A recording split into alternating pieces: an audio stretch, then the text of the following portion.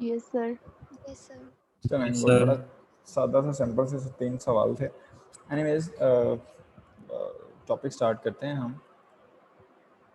Okay, so in the previous session we discussed some methods for the maintenance of the stock culture, and if there is any question you may ask, ताकि हम अगला start करने से पहले आपके question और queries को एक दफ़ा एड्रेस कर लें। If there is any question or query you can ask.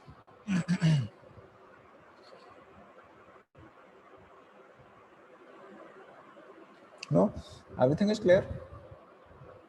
Yes, sir. Everything is clear. Good. So the third method that is commonly being used for the maintenance of stock cultures, that is lyophilization. As we have talked about agates glycerol stocks, etc. Agates they may be used for short time of preservation time, as well as glycerol stocks. Uh, they have more capacity to preserve the stock culture.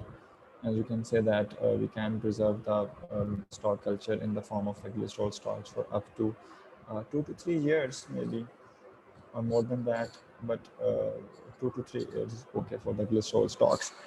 But if we have to preserve the culture for more longer period of time, so we would shift towards lyophilization. And the process of lyophilization is also termed as freeze drying. Uh, जी, आप मुझे कुछ कह रहे हैं?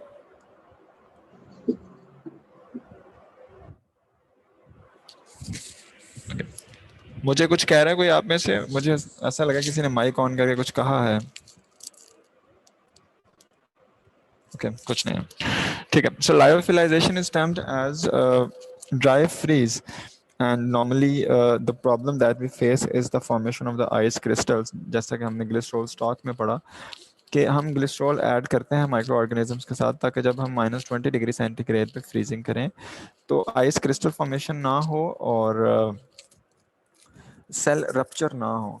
So freeze drying is the process of the drying, and basically when we would dry the microbial cells, ultimately what we are doing, we are going to stop or we are going to halt the growth of the microorganisms. So एक जिसका इसका simple हल तो ये है कि हम -20 degree centigrade पे फ्रीजिंग कर दें, उससे क्या होगा, ग्रोथ हाल्ट हो जाएगी। लेकिन इसमें प्रॉब्लम क्या होगा कि जो वाटर कंटेंट है that would convert into ice crystals, और ये जो आइस क्रिस्टल्स हैं ये सेलुलर एनवेलप यानी कि सेल मेम्ब्रेन और सेल वॉल इसको रप्चर कर देगा और सेल की डेथ हो जाएगी। सो हम करते क्या है, लाइफिलाइजेशन इज फ्रीज ड्राइंग। सबसे पहले तो हम इसमें इसको सेल्स को ड्राई करते हैं। We use the vacuum pressure, और वैक्यूम प्रेशर जो है that would extract out the water content that is present in that prokaryotic cells, and ultimately along with the vacuum pressure we would provide the ultra low temperature, maybe temperature up to -165 degree centigrade. And at that specific temperature the water would be extracted out, the cells they would be dried, और फिर हमारे पास cell जो हैं वो एक simple powder की form में आते हैं। हम उसको लेके अपनी किसी भी वाइल के अंदर डाल के, एपन डॉफ के अंदर या टेस्ट ट्यूब के अंदर डाल के हम उसको डेस्कटॉप पे रख सकते हैं, हम उसको कबर्ड में रख सकते हैं जब तक हम चाहें। And after that when we need to revive the cells, हम क्या करेंगे कि उस पाउडर में से स्मॉल चंक लेंगे और उसको न्यूट्रिएंट ब्रॉथ की टेस्ट ट्यूब के अंदर डिसॉल्व करके उसको इंक्यूबेट कर देंगे, and cells they will revive. So इस लाइफिलाइजेशन के प्रोसेस के लिए हमें लाइफलाइजर चाहिए, that is apparatus which is used to lyophilize. This is a specific apparatus which is a bit costly. So her lab उसको शायद अफोर्ड नहीं कर पाती, लेकिन जहाँ पे हमारे पास ज़्यादा रिसोर्सेज हों, रिसोर्सेज अवेलेबल हों, वहाँ पे हम लाइफिलाइजेशन के प्रोसेस की तरफ जाते हैं। इसका बेनिफिट ये है कि हम बहुत ज़्यादा अरसे तक सेल्स को प्रिजर्व कर सकते हैं, और नॉर्मली हमें सेल्स को प्रिजर्व करने के लिए किसी रेफ्रिजरेटर या फ्रीज़र की ज़रूरत नहीं होती। हम बाद में ड्राइड सेल्स को शेल्फ पे, कबर्ड में, लॉकर में, कहीं पे भी हम उसको बाद में रख सकते हैं, और after that when we need to revive इट, it is very easy to revive it. So this was about the maintenance of the stock culture that I wanted to give you an introduction about the procedures. अगला जो आज topic है हमारे पास, this is about the bacterial growth phases आपने कुछ growth phases पढ़ी होंगी एफएससी में, मुझे याद पड़ता है lag phase, log phase, stationary phase, death phase. और ये जो यस मैंने सर। अभी आपको ग्राफ दिखाया है, ये ग्राफ भी देखा होगा आपने, है ना? Yes sir. हाँ। तो Yes, sir. इसमें थोड़ी सी बात करते हैं। हाँ, so when ever the bacteria, they feel that environment is feasible. For example, the conditions are feasible, including the temperature, the pH, as well as the nutrients are available. So the cell would start its process to grow. Cell would start the process of the preparation. Cell अपने आप को prepare करेगा, and this phase would termed as the lag phase. उसके बाद जब cell की preparations complete हो जाएंगी, प्रिपरेशन मींस दैट कि सेल को रैपिड ग्रोथ के लिए चाहिए क्या, सेल को डीएनए चाहिए होगा। सेल को जब तेज़ी से सेल बन रहे हैं तो सेल को चाहिए है बिल्डिंग ब्लॉक्स, यानी कि जो सेल वॉल बनाने के लिए इस्तेमाल होते हैं या सेलुलर मेम्ब्रेन के लिए इस्तेमाल होते हैं, बिल्डिंग ब्लॉक्स। तो लैग फेज में जब सेल अपने आप को प्रिपेयर कर रहा है, तो actually cell is preparing some raw material which is required for a rapid phase of growth. Whenever the raw material will be ready, then cells will enter into the next phase. This is termed as log phase or the phase of the exponential growth. Actually ये phase है जिस phase में हम कहते हैं, हम observe करते हैं cell की growth को, यानी कि a 1 to 2, 2 into 4, 4 into 8, 8 into 16 and 32 cells जो हमारे पास exponential growth आ रही होती है। उसके बाद एक टाइम आता है, मैं अगर यहाँ पे आपको एग्जांपल दूँ, फॉर एग्जांपल हमने एक टेस्ट ट्यूब बनाई, यहाँ पे एक टेस्ट ट्यूब बनाई, उस टेस्ट ट्यूब के अंदर हमने मीडियम ऐड किया और इस मीडियम के अंदर हमने कुछ सेल्स को इनाकुलेट कर दिया। इनिशियली हमने हो सकता है 10 सेल्स को इनाकुलेट कर दिया। अब इन 10 सेल्स ने अपने आप को प्रिपेयर किया फॉर द रैपिड ग्रोथ, यानी कि लैग फेज। उसके बाद ये 10 सेल्स डिवाइड होना शुरू हो गए रैपिडली। और उसके बाद क्या हुआ कि सेल्स बहुत तेज़ी से डिवाइड हो रहे हैं एक्सपोनेंशियली। एक टाइम आएगा जब इस टेस्ट ट्यूब के अंदर मौजूद न्यूट्रिएंट्स ख़त्म हो जाएंगे या कम हो जाएंगे, आप कह सकते हैं डिप्लीट हो जाएंगे। When ever the nutrients will be depleted, तो अब सेल्स की ग्रोथ जो है वो कम हो जाएगी, वो स्लो हो जाएगी। जिस स्पीड से पहले सेल्स ग्रो कर रहे थे, अब उस स्पीड से ग्रो नहीं कर पाएंगे। cells will deplete, cell will slow down at their growth as when the nutrients will be depleted out. तो इस फेज में क्या हो रहा होगा कि अब चूंकि न्यूट्रिएंट्स कम हो गए हैं, बहुत सारे सेल्स जो हैं उनकी डेथ होना स्टार्ट हो जाएगी और कुछ सेल्स जो हैं वो उनकी ग्रोथ हो रही होगी लेकिन एट वेरी स्लोअर स्पीड। तो यहाँ पे नेट हमारे पास number of growing cells that would be equal to number of dying cells. तो इस फेज को हम कहेंगे स्टेशनरी फेज, यानी जिसमें हमारे पास नेट कोई भी सेल्स में इजाफा नहीं हो रहा।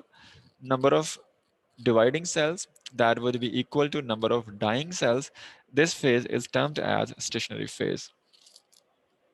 उसके बाद जब मजीद न्यूट्रिएंट्स कम हो जाते हैं तो सेल्स की डेथ रेट जो है वो इंक्रीज कर जाता है as compare to their growth rate. So that phase would be termed as death phase या डिक्लाइन फेज। उसके बाद एक और फेज आती है, this is called phase of prolonged decline. इसके बारे में हम मजीद डिटेल के साथ बात करेंगे।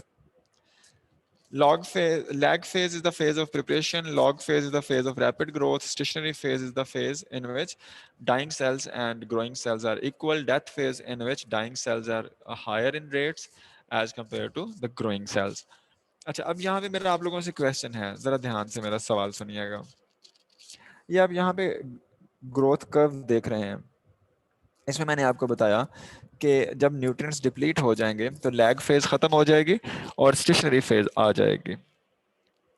अब मेरा सवाल आपसे ये है कि अगर इस टेस्ट ट्यूब में हम हर 2 घंटे या 3 घंटे के बाद न्यूट्रिएंट्स मजीद ऐड कर दें तो क्या इस आपकी आवाज कटेगी। मेरी आवाज अब आ रही है जी आप सबको? Am I audible to you? Yes sir. Clear है मेरी आवाज? Yes sir. Yes sir. Okay okay बच्चे, फिर आपका इंटरनेट इशू होगा जिनको आवाज नहीं आ रही। तो अच्छा, मैं ये कह रहा हूँ आपकी आवाज स्लो आ रही है। स्लो आ रही है, बाकी सबको भी स्लो आ रही है या एक बच्चे को स्लो आ रही है जी?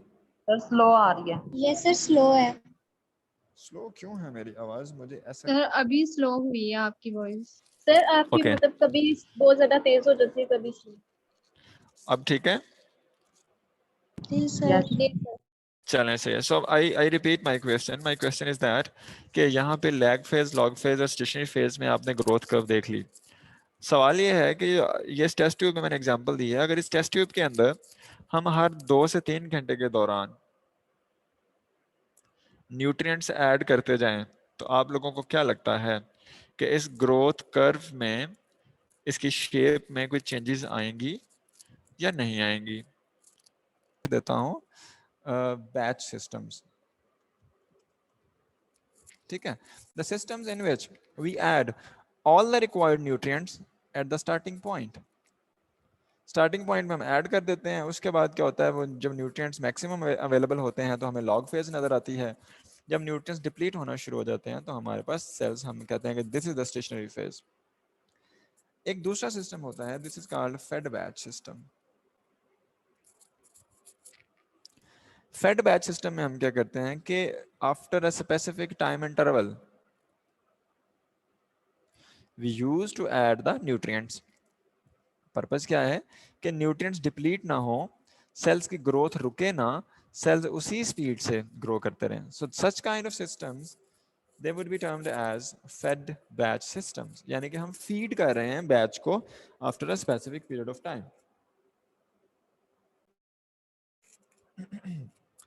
तीसरी टाइप का जो सिस्टम है हमारे पास, एक तीसरी टाइप का भी है, उसको हम कहते हैं कंटिन्यूअस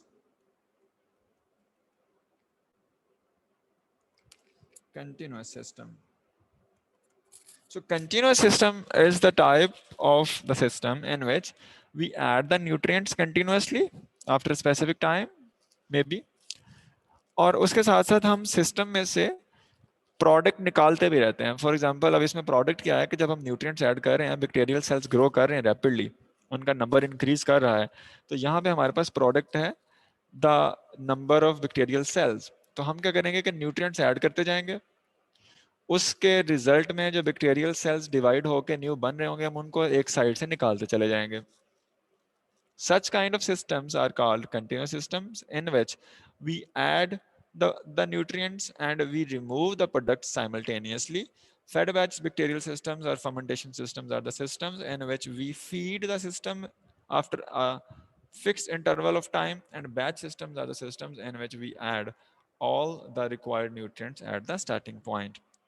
सो ये जो कर्व आप अक्सर बुक्स में देखते हैं, इस तरह की ग्रोथ कर्व या जो कर्व आपने पहले भी पढ़ी है, ये कर्व हमें सिर्फ नजर आती है बैच सिस्टम्स में। बैच सिस्टम्स के अलावा अगर हमारे पास फेड बैच हो या कंटिन्यूअस हो तो हमारे पास इस तरह का कर्व का पैटर्न नहीं आता।